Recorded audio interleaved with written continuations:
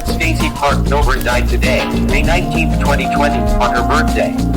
I haven't cried yet and am overwhelmed with gratitude for knowing and loving her.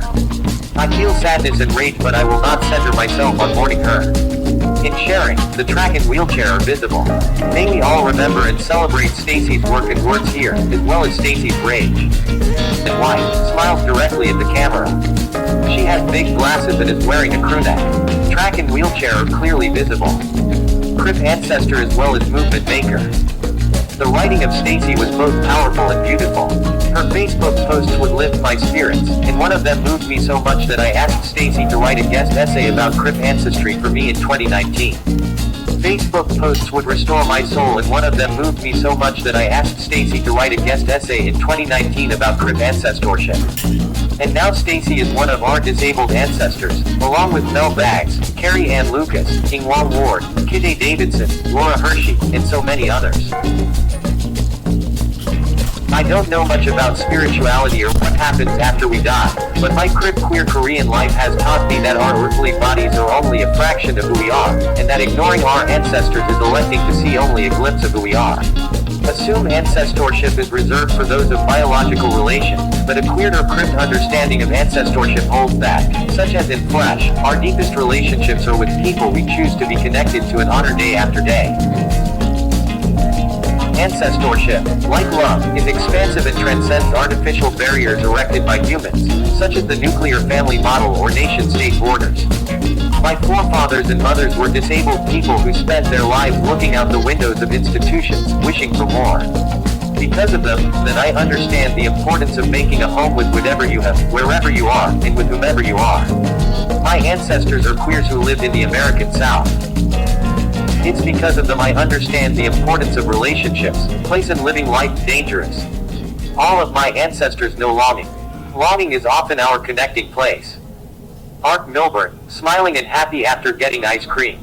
Red words say, we need power to live. Speaking truth to power. In collaboration with queer BIPOC disabled people in the San Francisco Bay Area, Stacy created a home, the Disability Justice Culture Club. Her dream to renovate her home and create a space for organizing and gathering centered on joy. Photos showing a new segment from December 16, 2019 on KTVU Fox 2 featuring Dolores Tejada holding a microphone in front of Stacy Park Milburn as she reads a speech during a protest in front of PG&E headquarters.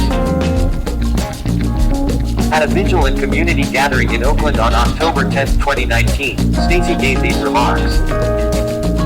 Right now, when there is a climate emergency, people who live in nursing homes and institutions get left behind.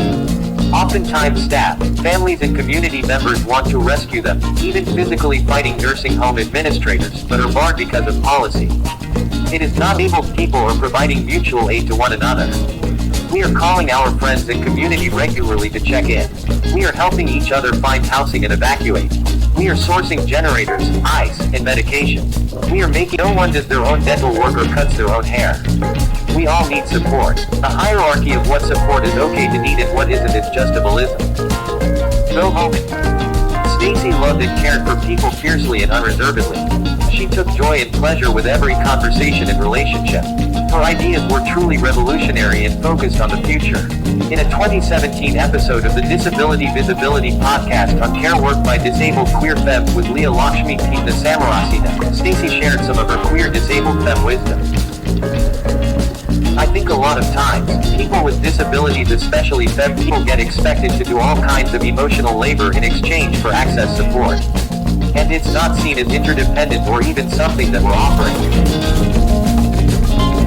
It's funny, my friend, Maddie, posted a photo of me in the ICU holding my cell phone, and I was coordinating access support for myself because I was in the ICU, but they weren't giving me the support that I needed, ironically. As a result, I was arranging for people to come to the hospital with me to ensure that I was okay. It was especially amusing because I would try to schedule their visits to coincide with when I wanted people to meet.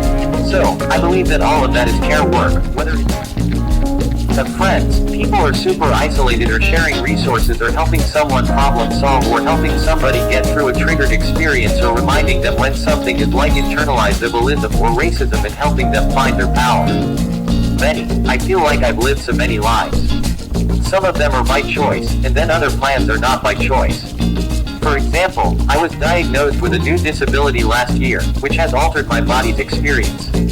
And I believe how you be a good disabled person is not talking about your disability and not disrupting a life. Able-bodied, able-minded culture are not being a burden. All you have to do is do it well, gracefully, and independent. How you be a good disabled person is not talking about your disability and not disrupting a life. Stop. Just doing it all well and gracefully and on your own. And that's just not the reality of the disability experience. Just recognize that there is sadness and loss, but that, like anything in nature or life, it can also lead to some truly beautiful experiences. And I believe that simply naming becoming disabled or more disabled as a life transition or experience that can be life-changing, is critical. If not all, people experience this at some point in their lives. I believe that if we can figure out how to truly show up for each other during these times, we can change the social experience of what it means to be disabled.